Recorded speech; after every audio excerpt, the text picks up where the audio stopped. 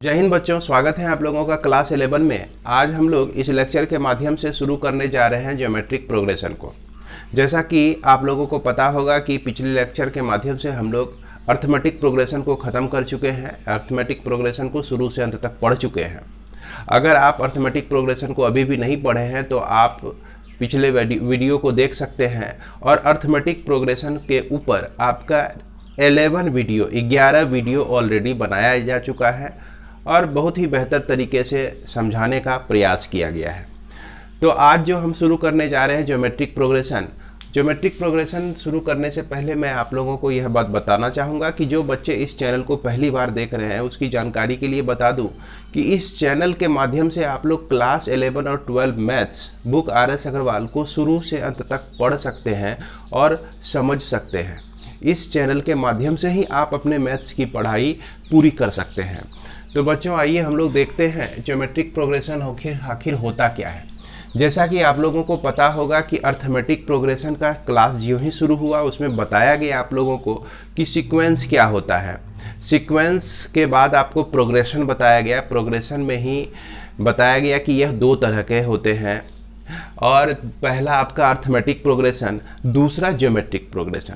तो geometric progression को हम लोग पढ़ने जा रहे हैं। अगर आपको प्रोग्रेशन का डेफिनेशन पता नहीं है या सीक्वेंस किसे कहते हैं ये पता नहीं है तो आप अर्थमेटिक प्रोग्रेशन के वीडियो को शुरू से अंत तक देख सकते हैं। तो जैसा कि यहाँ पर ज्योमेट्रिक प्रोग्रेशन है तो ज्योमेट्रिक प्रोग्रेशन को किस तरह से हम लोग डिफाइन करते हैं। अब एक सीक्वेंस है आपका A1 A2 A3 up to AN। अब इसे ही हम लोग क्या कहते हैं, ज्योमेट्रिक प्रोग्रेशन कहते हैं। If each term is non zero, मतलब कि इसका हर एक टर्म जो है नॉन जीरो हो, जीरो नहीं हो। उसके बाद क्या कहता है कि टर्म AK+1/AK=R हमेशा क्या हो, कांस्टेंट हो। किसके लिए, for all k greater than और इक्वल टू 1, यानी कि k के हर एक वैल्यू के लिए जो है यहाँ पर आपका ये सेटिस्फाई हो। और यहाँ पर k क्या है, आपका k जो है नेचुरल नंबर है। क्या है भाई, नेचुरल नंबर है k, 1 2 3 4 5 6 7 8। हालांकि इसको जान लीजिए कि यह जो आपको कांस्टेंट दिख रहा है ना, इस कांस्टेंट को हम लोग क्या कहते हैं, कॉमन रेशियो कहते हैं। जिसको क्या कहते हैं, कॉमन रेशियो कहते हैं। जैसा कि आपको बताया गया कि यह A1 A2 A3 A4 A5 यह जो है आपका क्या होगा, GP में होगा। मान लीजिए कि यह जो GP है आपका फिनाइट GP है, इसमें n टर्म्स हैं। तो इसके हिसाब से ये कह रहा है क्या कि A2/A1, देख लीजिए k का वैल्यू जो है यहाँ पर हमने 1 रखा है। k का वैल्यू इसमें 1 रखिए तो 1 + 1 A2 हो जाएगा। A1 k के जगह पे 1 रखने से A1 आता है। अब इसमें जो है k के लिए हम 2 अगर रखते हैं तो A3/A2, और फिर k के लिए हम 3 लेते हैं तो A4/A3। इस तरह से हमको जो भी रेशियो मिलता है ना, यह रेशियो जो होता है आपका हमेशा कांस्टेंट होता है। यानी कि यह जो वैल्यू है कांस्टेंट, जिसको हम लोग कॉमन रेशियो कहते हैं, जिसको डिनोट करते हैं स्मॉल r से डिनोट करते हैं।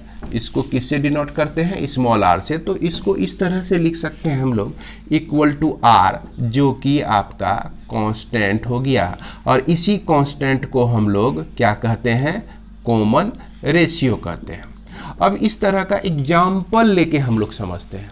जैसे मान लिया जाए एक हमने प्रोग्रेशन लिया 1 2 4 8 16 32, इस तरह का एक प्रोग्रेशन लिया, एक GP। अब ये GP ही है, इसके सत्यापन के लिए हम क्या करेंगे, तो कोई भी टर्म उठाइए, उसके पिछले टर्म से उसको डिवाइड कर दीजिए। 2/1 कर दिए तो 2 मिलता है।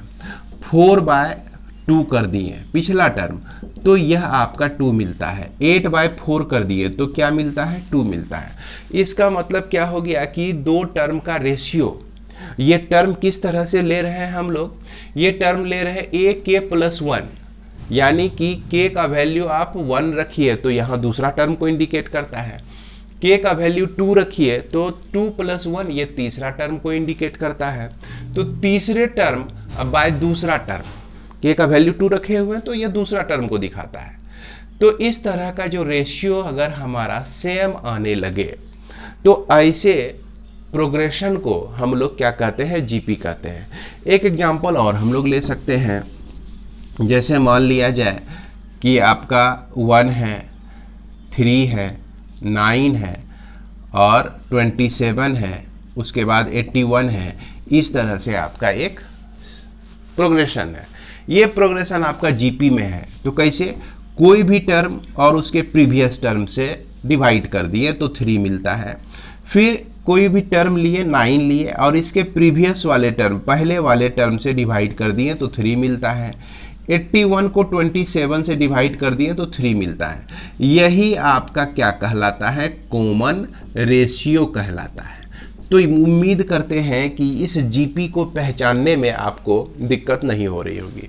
फिर भी यदि आपको दिक्कत रह जाती है तो इस जीपी के मामले में, तो इससे रिलेटेड बहुत सारे प्रॉब्लम को हम लोग बनाएंगे, उसमें निकालेंगे कॉमन रेशियो को और उसको उसको हम लोग रियलाइज भी करेंगे कि हाँ वह आपका क्या है, जीपी में है। बढ़ते हैं आगे।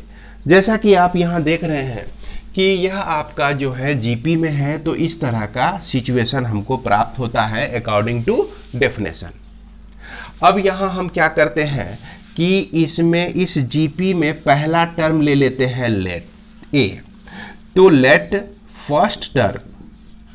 फर्स्ट टर्म जो है आपका ले लिया हमने ए, और कॉमन रेशियो जो है, कॉमन रेशियो ध्यान दीजिए, कॉमन रेशियो हम लोग किसको कहते हैं, इसे कहते हैं आर है, जो कि ऑलरेडी हमने लिया हुआ है। यह कॉमन रेशियो आपका आर है।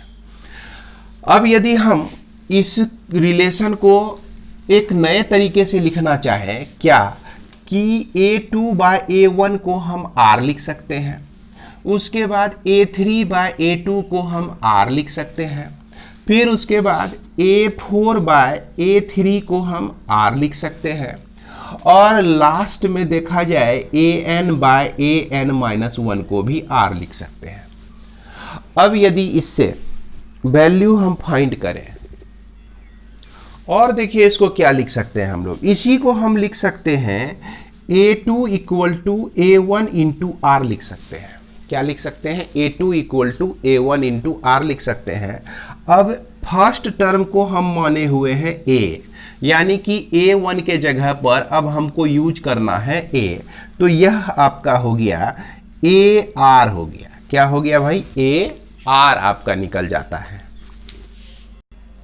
जिसे आप देख सकते हैं। ये हो गया आपका AR। अब दूसरा नंबर में हम देख रहे हैं कि A3 = A2 × R लिख सकते हैं। तो AR वैल्यू किसका है, A2 का वैल्यू है। A2 के जगह पर हम AR को यहाँ रख सकते हैं इसमें, तो यहाँ AR लिख दिए और पहले से R है, तो ये आपका AR का स्क्वायर हो जाता है। ये क्या हो जाता है, AR का स्क्वायर हो जाता है आपका दूसरा टर्म, यानी A3 तीसरा टर्म। अब इसमें हम लोग चलते हैं, तो यहाँ देख रहे हैं कि A4 को क्या लिख सकते हैं हम लोग, A3 × R लिख सकते हैं, और A3 का वैल्यू जो है देख रहे हैं AR² है आपका, तो AR² रख दिए × R, यहाँ पे ऑलरेडी है, तो यह आपको प्राप्त हो जाता है AR⁻3। इसी तरह से हम जब लिखते चले जाएंगे तो देखिए हम लोग को जो एक तरह का सीक्वेंस प्राप्त होगा वो किस तरह का होगा, इसे हम लोग ऊपर देखते हैं। यह सीक्वेंस हमको मिल जाएगा, पहला टर्म आपका A हो गया, दूसरा टर्म आपका हो गया AR हो गया, तीसरा टर्म जो हो गया AR² हो गया, और चौथा टर्म जो है AR³ हो गया। देख रहे हैं, यहाँ तक तो हम लोग निकाल चुके हैं। इसके बाद आगे बढ़ते हैं, और अब इसको हम बढ़ते चले जाएं इस तरह से। तो यह जो आपका nth टर्म है देख रहे हैं, लास्ट वाला AN/AN-1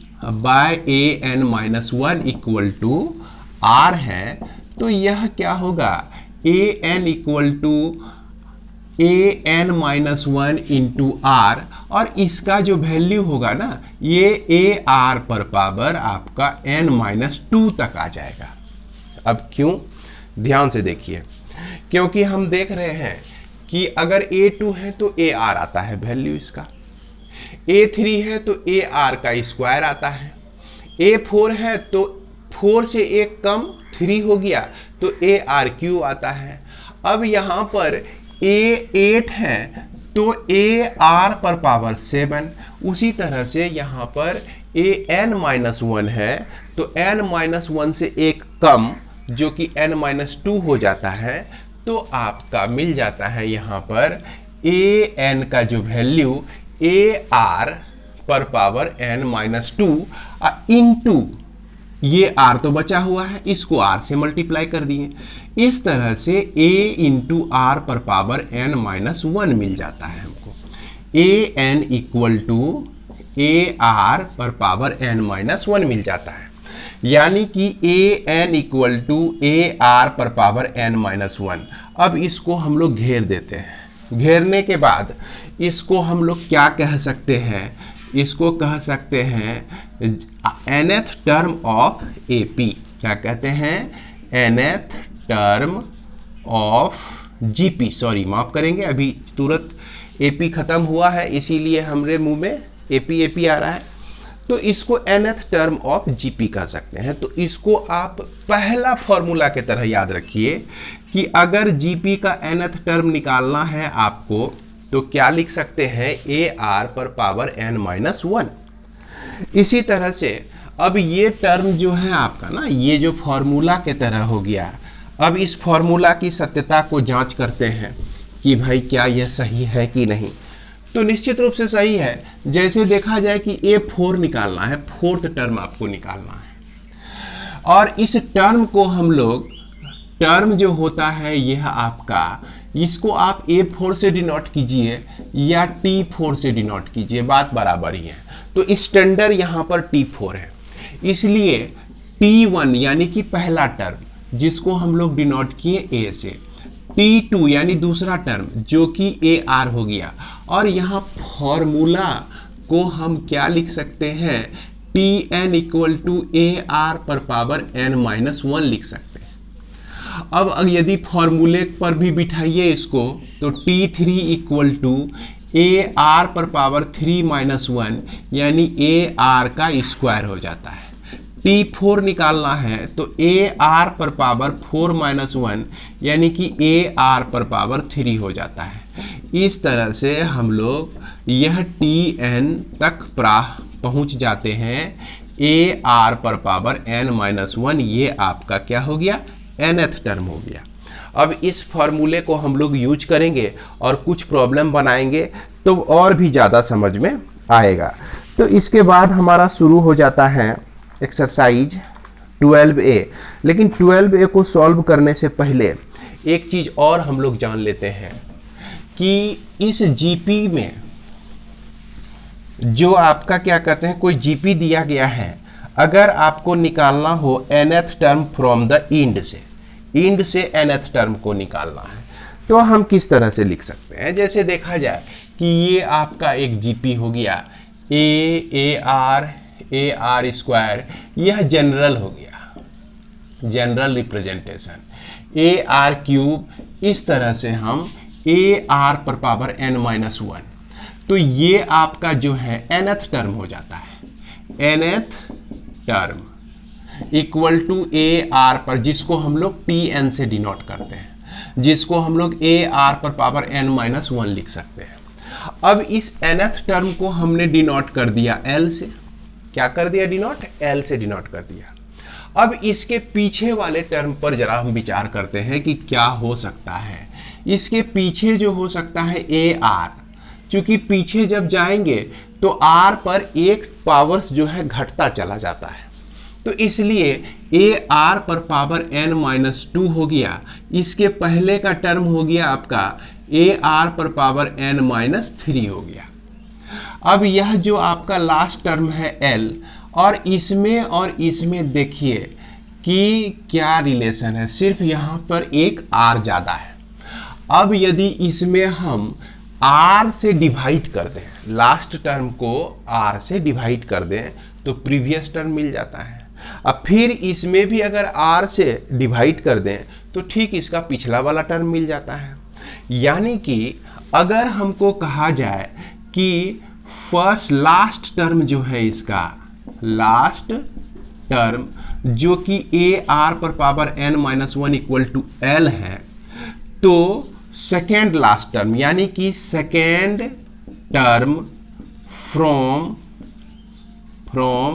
इंड से सेकेंड टर्म,